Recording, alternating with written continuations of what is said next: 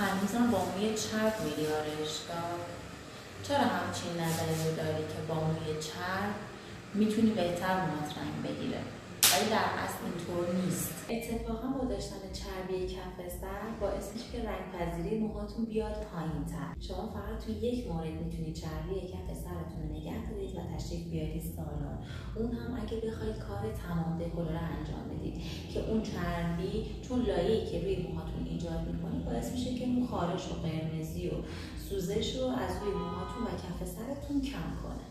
لطفاً این باور رو فراموش کنید که با موی چرب موهاتون بهتر رنگ پذیری انجام میشه.